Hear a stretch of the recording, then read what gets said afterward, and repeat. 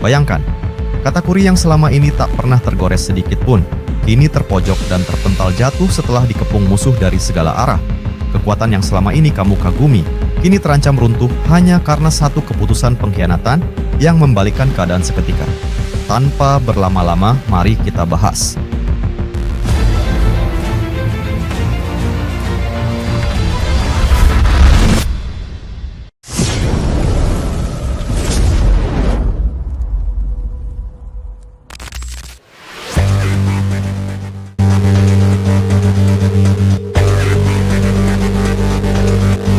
Melanjutkan pembahasan sebelumnya, cerita kali ini berpusat pada Luffy yang kini semakin menguasai sisi lain dari kekuatan Dewa Matahari Nika yang ia miliki.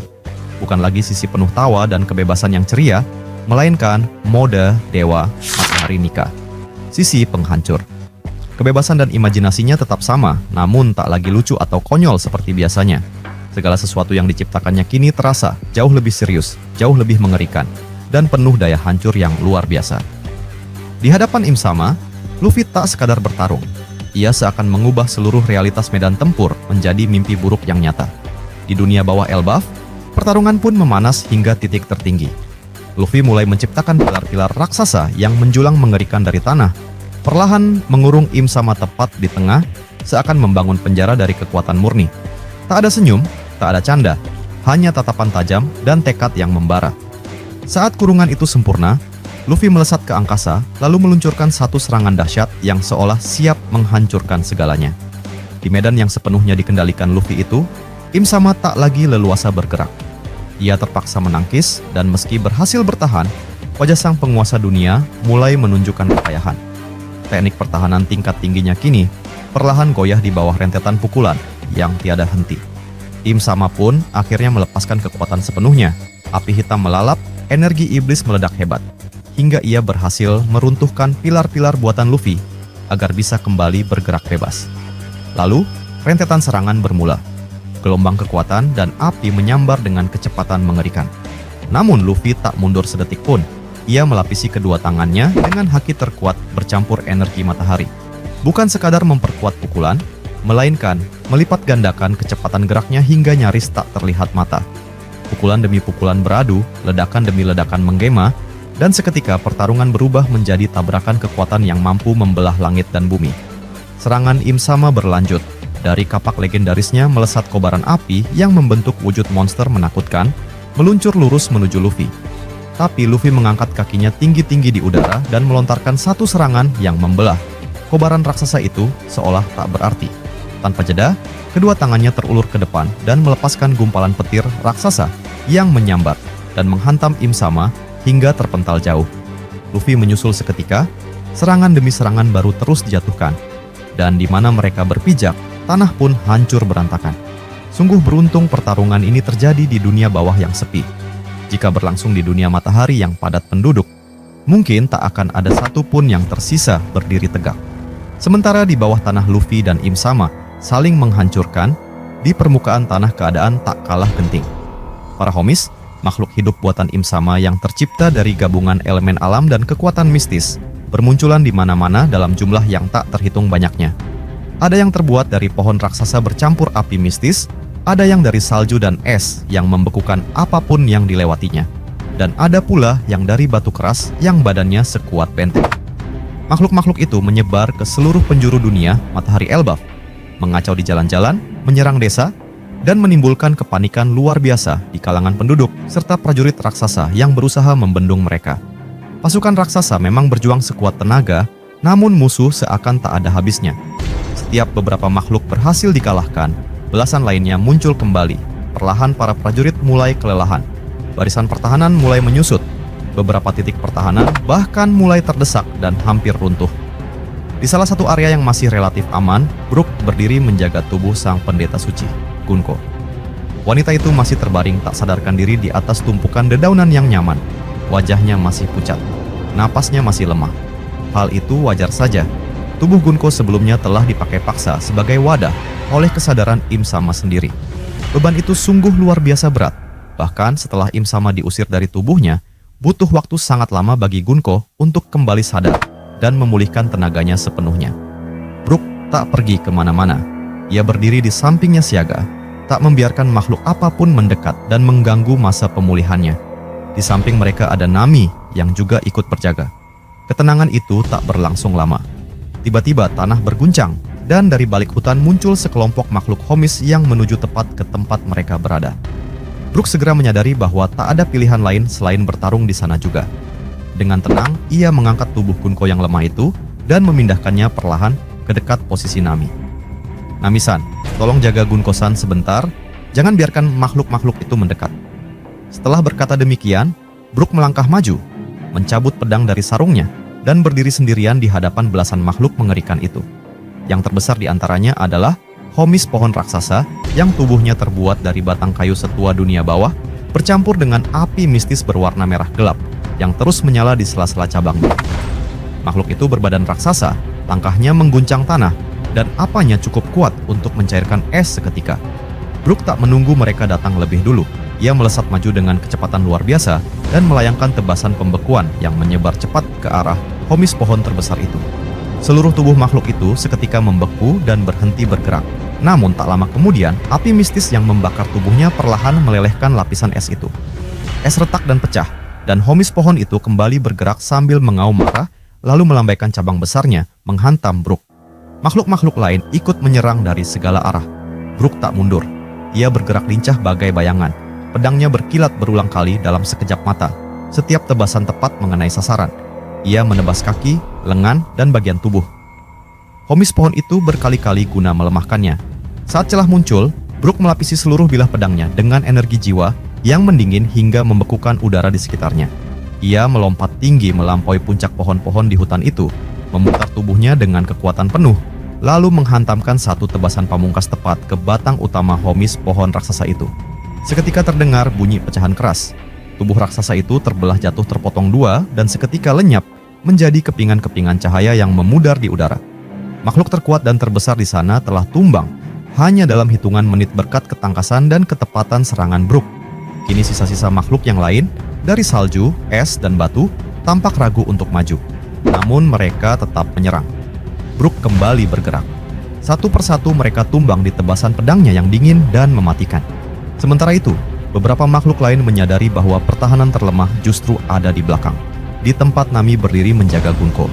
Beberapa Homis berusaha menyelinap mendekat. Namun, Nami tak membiarkan hal itu terjadi.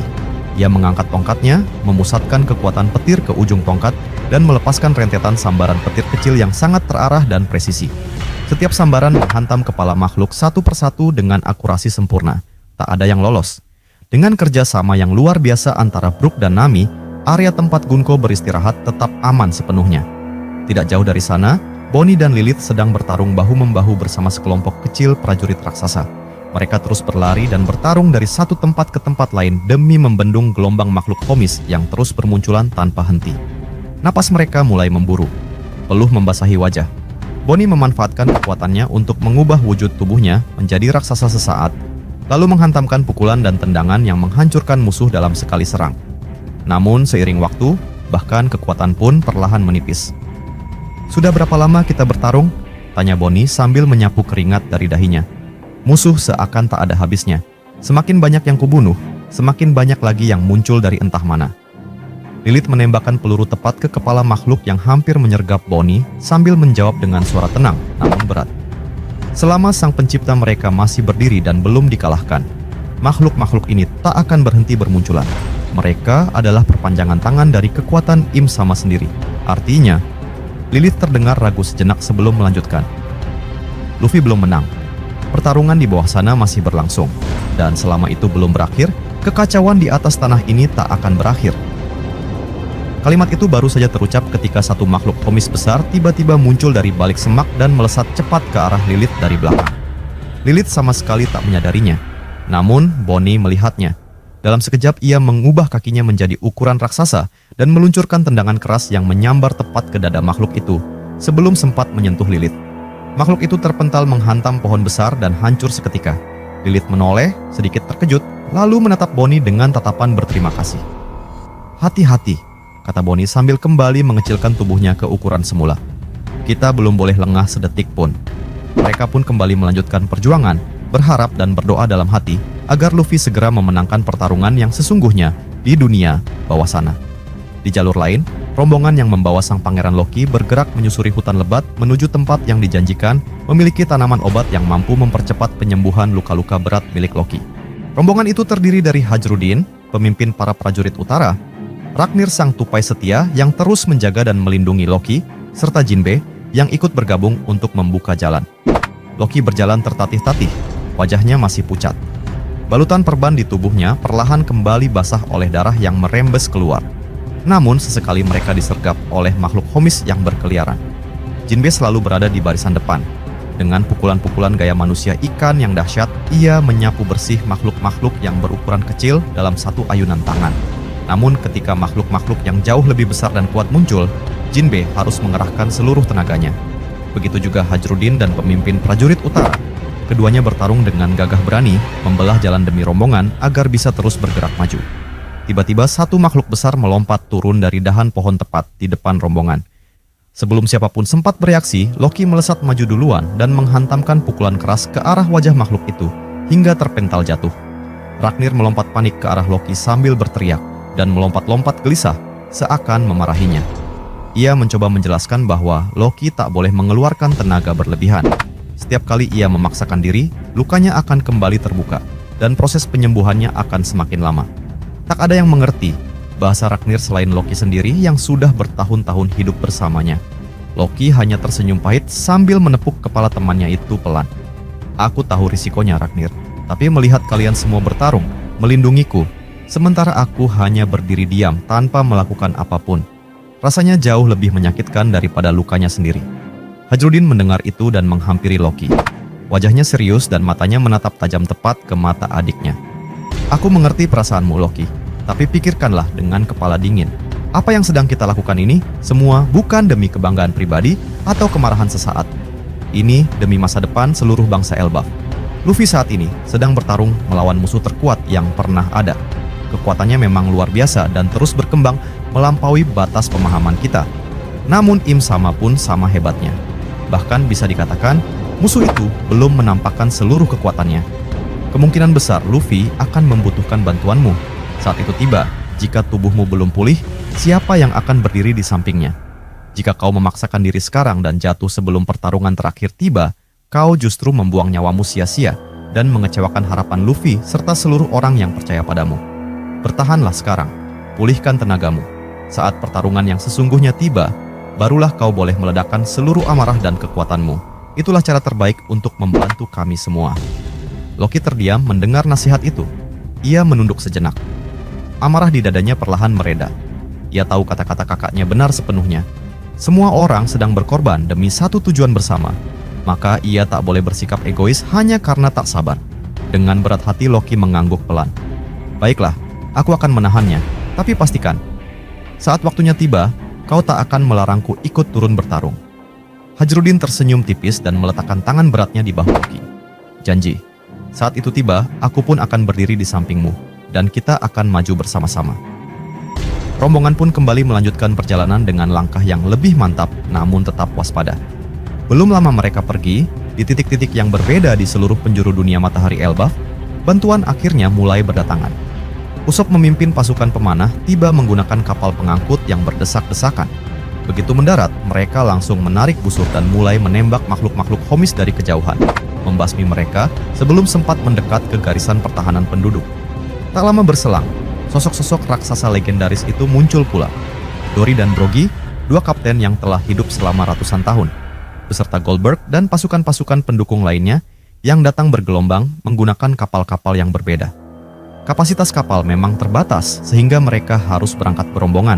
Namun kini begitu mereka berkumpul, kekuatan tempur pihak Elbaf langsung naik berkali-kali lipat. Prajurit-prajurit yang sudah bertempur sejak tadi kini merasa lega karena bantuan akhirnya tiba. Harapan kembali tumbuh di hati. Dan kini dengan kekuatan yang terorganisir dengan baik, mereka mulai menyapu bersih makhluk-makhluk buatan Imsai itu dari permukaan tanah Elbaf perlahan namun pasti. Kini saatnya kita berpindah tempat jauh ke laut lain, ke Pulau Hachinosu yang kini berubah menjadi neraka pertempuran tanpa hukum. Di tempat itu, angin berbau darah dan mesiu. Langit kelabu dan penuh asap hitam mengepul kemana-mana. Di tengah kekacauan itu, satu peristiwa yang paling menyakitkan hati baru saja terjadi. Sang kaisar bayangan yang selama ini bersekutu dengan Marco, Katakuri, dan BG, tiba-tiba berbalik arah. Ia memutuskan aliansi sepihak dan berpihak kepada musuh. Keputusannya itu bukan karena kebencian pribadi atau dendam lama. Ia melakukannya semata-mata karena perhitungan untung rugi. Di matanya, berpindah kubu adalah hal yang lumrah di dunia bawah dan di lautan lepas. Semua orang pada akhirnya hanya mengejar keuntungan masing-masing. Namun, bagi mereka yang pernah berdiri berdampingan dan saling melindungi, perbuatan itu adalah pengkhianatan yang tak termaafkan. Dan baru saja, Marco sang burung Phoenix baru saja selesai membabat habis pasukan musuh di area selatan demi melapangkan jalan BG yang masih terdesak. Begitu tugasnya selesai, ia tak ikut beristirahat atau memulihkan tenaga. Ia langsung terbang melesat menuju arah utara dengan sayap apinya yang berkobar terang melawan langit kelabu. Matanya menatap tajam ke depan. Di dadanya bukan hanya kekuatan yang mengalir, melainkan amarah yang membara lebih panas dari apinya sendiri. Dan tepat di tengah perjalanan menuju markas musuh, Marco melihat siluet yang ia cari sedang berjalan bersama Shiryu menuju arah tempat Mihawk berada. Sang kaisar bayangan berniat memburu Mihawk guna melemahkan kekuatan Cross Guild dan menguasai sepenuhnya jaringan dunia bawah. Ia menilai Mihawk adalah pilar terkuat yang menopang organisasi itu. Maka, jika Mihawk tumbang di pulau ini, hancurlah pula pengaruh Cross Guild. Marco tak sabar menunggu lebih lama lagi. Ia melesat turun bagai komet menyambar tepat ke arah kaisar bayangan itu dan melancarkan serangan pukulan berlapis api yang hampir mengenai punggung lawannya, seandainya ia tak berbalik dan menangkis tepat waktu. Keduanya terpental menjauh dan mendarat di atas reruntuhan bangunan yang lapuk. Api emas masih menyala di seluruh tubuh Marco saat ia melangkah maju. Wajahnya tenang, namun matanya menyiratkan kemarahan yang sedalam samudera. Sang kaisar bayangan mencoba menjelaskan sambil berdiri tegak, sambil membersihkan debu dari bajunya. Jangan terlalu dibawa perasaan, Marco. Di dunia bawah dan di lautan ini, tak ada kawan abadi maupun musuh abadi. Semua hanya urusan keuntungan. Kubu mana yang lebih menjanjikan hasil, kesanalah aku berpihak. Tak ada yang pribadi dalam hal ini. Marco mendengarkan penjelasan itu dalam diam. Lalu perlahan ia melangkah maju sambil mengepalkan tangannya hingga buku jarinya memutih. Memang benar itu hakmu untuk memilih sisi. Tak ada yang bisa melarangmu berkhianat. Tapi kau harus pahami satu hal. Setiap keputusan pasti ada harganya. Dan hari ini kau akan membayar penuh atas apa yang telah kau lakukan. Bersiaplah. Saat itu Shiryu mencoba menyerang dari samping, namun Marco menangkisnya sekilas dan mendorongnya menjauh. Fokus Marco tetap utuh kepada satu orang, Kaisar Bayangan. Dan pertarungan antara dua kekuatan besar itu pun meletus dengan dahsyatnya. Tak jauh dari tempat itu, keadaan Katakuri kini sangat sulit. Ia sebelumnya sedang bertarung berimbang melawan Kuzan. Namun begitu pasukan Kaisar Bayangan yang seharusnya menjadi sekutu tiba-tiba mengepungnya dari belakang, posisi Katakuri seketika berubah menjadi terjepit dan tak menguntungkan. Ia harus bertahan dari serangan depan sekaligus belakang. Fokusnya terpecah. Kuzan menyadari peluang itu seketika. Dengan gerakan tenang namun mematikan, ia melancarkan serangan es yang melesat cepat dan menghantam Katakuri tepat di sela pertahanannya yang sedang lengah. Katakuri terpental jauh menabrak dinding batu yang runtuh menimpanya. Meski ia segera bangkit kembali, napasnya kini sedikit berat dan luka mulai terasa menyakitkan. Kuzan tak menyia-nyiakan kesempatan itu. Ia perlahan mulai mendesak Katakuri mundur langkah demi langkah. Keunggulan perlahan berpihak kepada mantan Laksamana itu. Dan menyadari hal itu, Kuzan pun perlahan meninggalkan medan pertarungan Katakuri. Bukan karena takut, melainkan karena ia memiliki tujuan lain yang lebih penting saat itu. Kuzan melesat pergi menuju lokasi tempat Mihawk sedang bertarung. Ia tahu di sanalah letak kunci kemenangan pertempuran di pulau itu berada. Saat Kuzan tiba di lokasi tersebut, pemandangan yang ia lihat sungguh luar biasa. Mihawk berdiri di tengah kerumunan musuh yang berputar mengelilinginya, bagai air yang berputar di batu karang. Musuh datang bergelombang, namun tak satu pun berhasil menyentuh sehelai benang pun dari pakaian sang pendekar pedang terkuat di dunia itu. Setiap kali pedangnya berkilat, musuh tumbang. Setiap kali ia melambaikan tangan, gelombang tebasan melesat membelah udara dan merontokkan barisan musuh berkali-kali lipat jumlahnya. Mihawk tampak santai saja. Napasnya tak memburu, tatapannya tetap tenang dan tajam bagai mata elang. Meski jumlah musuh belasan bahkan puluhan, ia seakan sedang berdiri sendirian di ladang yang sepi. Kuzan berdiri diam sejenak memperhatikan pemandangan itu sebelum melangkah maju dan ikut menyerang. Kuzan melambaikan tangannya ke arah tanah. Seketika lapisan es tebal menyebar cepat menuju kaki Mihawk. Di saat yang sama, ia melontarkan balok es raksasa berlapis haki lurus ke arah dada sang pendekar pedang. Mihawk tak mundur sedetik pun. Dengan satu gerakan ringan memegang gagang pedangnya, ia menebas ke depan. Balok es raksasa itu terbelah dua tepat dari tengah melintas di samping kanan dan kirinya tanpa menyentuh kulitnya sedikit pun. Tebasan itu terus berlanjut hingga menghantam tanah dan membelah lapisan es yang baru saja terbentuk. Retakan besar muncul menjalar ke arah Kusan sendiri, menghentikan kemajuan es itu seketika. Pertarungan antara Mihawk dan Kusan pun meletus. Dua kekuatan kelas tertinggi saling beradu. Tebasan yang membelah segala sesuatu melawan dingin yang membekukan segalanya. Dan di sela pertarungan itu, terlihat jelas betapa luar biasa kemampuan pengamatan Mihawk. Dengan mata elangnya yang tajam seakan mampu menembus masa depan, ia mampu membaca setiap gerakan Kusan, bahkan sebelum gerakan itu sempat dimulai. Entah kemampuan itu warisan keturunan atau hasil latihan bertahun-tahun, satu hal yang pasti. Kemampuan itulah yang membuat Mihawk menjadi lawan yang nyaris tak terkalahkan. Ia selalu menanggapi lebih dulu, selalu memotong jalan serangan sebelum serangan itu tiba. Dan pertarungan keduanya terus berimbang, meski Kusan terus menekan dengan segala cara yang ia miliki. Di titik lain medan pertempuran, Ben Beckman terlihat terdorong mundur dan terhempas cukup jauh akibat satu serangan kuat yang tak sempat ia hindari sepenuhnya. Tubuhnya menabrak bangunan dan menghancurkannya hingga berasap. Meski terluka cukup parah, ia tetap sadar dan mampu bangkit. Daya tahan tubuh yang dimiliki orang nomor 2 di kelompok Shanks itu memang luar biasa. Namun ia sadar tak ada gunanya terus terjebak dalam pertarungan yang tak penting. Ia segera bangkit, menarik napas dalam-dalam, lalu melesat kembali ke tengah medan pertempuran dan mulai menembak siapa saja musuh yang ia temui di sekitarnya guna mengurangi tekanan yang menimpa kawan-kawannya. Meski terluka, satu peluru dari senjata Ben Beckman tetap mematikan dan mampu melumpuhkan lawan seketika. Pertempuran dahsyat ternyata tak hanya terjadi di Elbaf maupun Pulau Hachinosu. Jauh di wilayah lain, di Pulau Kamabaka tempat markas besar tentara revolusioner berada, perang pun sedang berkobar hebat. Di garis depan pertahanan pulau itu, Sabo berdiri berhadapan langsung dengan Laksamana Ryokugyu. Pohon-pohon raksasa tumbuh dan melesat dari tanah di sekeliling Ryokugyu bagai pelindung hidup yang terus berubah bentuk. Sabo sebenarnya telah lebih dulu bertarung melawan gelombang pasukan laut sebelumnya. Tubuhnya memang belum sepenuhnya segar. Namun yang perlu diketahui adalah Sabo sengaja menahan diri dan menyimpan tenaga sejak awal. Ia tahu akan ada lawan yang jauh lebih kuat datang belakangan. Maka saat Ryokugyu akhirnya muncul, Sabo masih memiliki cukup tenaga untuk bertarung setara, bahkan lebih unggul dalam pengendalian kekuatannya. Sabo terus melancarkan serangan api dari jarak menengah. Ledakan api menyambar berulang kali ke arah Ryokugyu. Namun setiap kali api mendekat, Ryokugyu memanipulasi pohon dan dedaunan bercampur air yang diperkuat dengan haki untuk menahan dan memadamkan kobaran api itu. Pertarungan berlangsung seimbang, tak ada yang mudah mendapatkan celah. Sabo terus mengamati pola pertahanan musuh sambil terus melancarkan serangan demi mencari titik lemah yang bisa ia tembus. Tidak jauh dari sana, pemandangan yang sungguh memukau sekaligus mengerikan sedang berlangsung. Koshiro berdiri berhadapan dengan salah satu pasifista versi terbaru yang telah ditingkatkan oleh ilmuwan pemerintah dunia. Tubuh cyborg itu berkilau hitam pekat dan memancarkan energi panas yang mengerikan. Saat pasifista itu melangkah maju menembakkan sinar panas dari dadanya, Koshiro tak lari menghindar. Sebaliknya, ia justru menarik napas dalam-dalam, menutup mata sejenak, lalu mulai melangkah. Gerakannya begitu lembut, tenang, dan anggun bagai seseorang yang sedang menari di bawah sinar rembulan. Pedang di tangannya berkilat membelah udara berulang kali dalam satu tarikan napas. Cahaya pedang menyapu melintasi tubuh pasifista itu begitu cepat hingga mata tak mampu mengikutinya.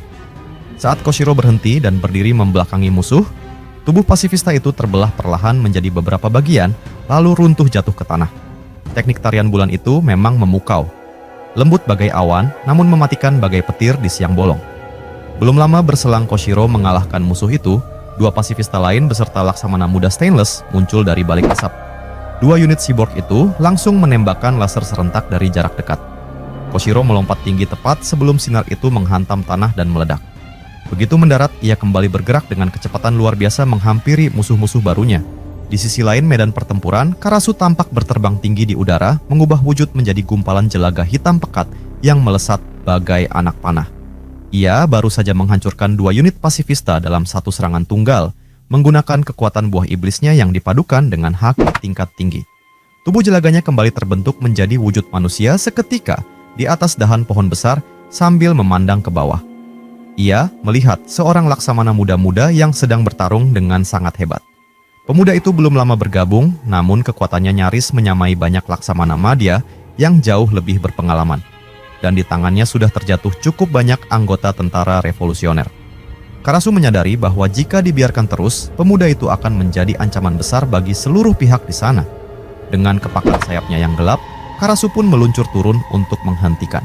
Terakhir kita beralih ke hamparan laut luas yang membentang biru, namun kini diwarnai ketegangan yang mendalam. Di pelabuhan markas Cross Guild, Crocodile berdiri menatap ke arah lautan lepas sambil mengepalkan tangannya pelan. Kabar buruk terus datang bertubi-tubi. Mihawk terjebak di Pulau Hachinosu, pasukan terpecah belah. Dan kini armada musuh yang jumlahnya besar sekali bergerak menuju wilayah kendali Cross Guild. Tanpa Mihawk di sisinya, beban pertempuran jatuh sepenuhnya ke pundak Crocodile. Dengan wajah yang tak menunjukkan emosi sedikit pun, namun hatinya penuh tekad bulat, Crocodile berpamitan kepada Beggar yang diperintahkan untuk tetap menjaga markas dengan sisa pasukan yang ada. Jangan biarkan apapun masuk, jangan biarkan apapun keluar. Pertahankan tempat ini sampai aku kembali. Setelah berkata demikian, Crocodile melangkah naik ke atas kapal utama yang telah bersiap berlayar. Di kapalnya berdiri pula Dustbones dan pasukan pilihan yang setia. Di kapal lain di sebelah kirinya berdiri seorang pendekar pedang baru yang direkrut Cross Guild belakangan ini. Sementara di kapal sebelah kanannya berdiri seorang raksasa bertubuh besar, memegang senjata raksasa pula. Kapal-kapal lain berjejer rapi di belakang. Dan dengan satu isyarat tangan dingin, armada itu pun berangkat membelah ombak dengan kecepatan penuh.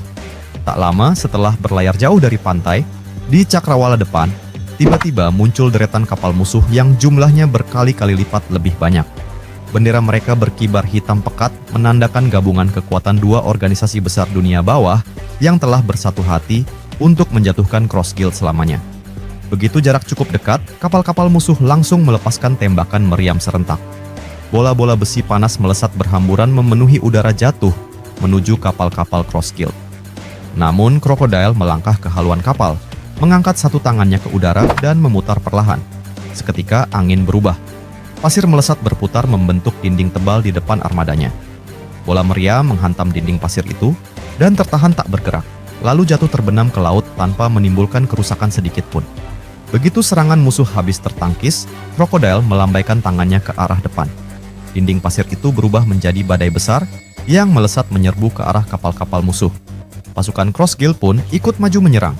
Pertempuran laut yang dahsyat pun meletus di tengah samudra biru yang kini berubah gelap dan bergolak.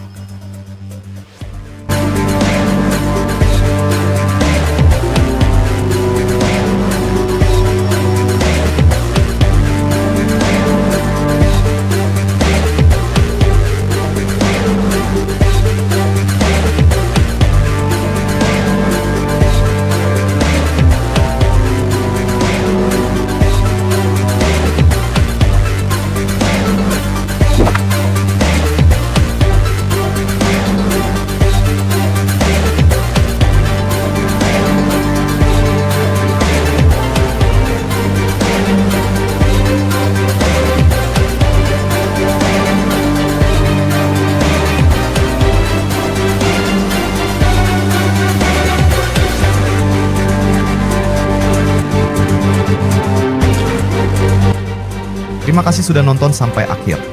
Jangan lupa kasih like kalau kalian suka konten ini, share ke teman-teman kalian yang juga suka One Piece, dan tentunya subscribe biar kalian nggak ketinggalan video terbaru dari Marimo Kun.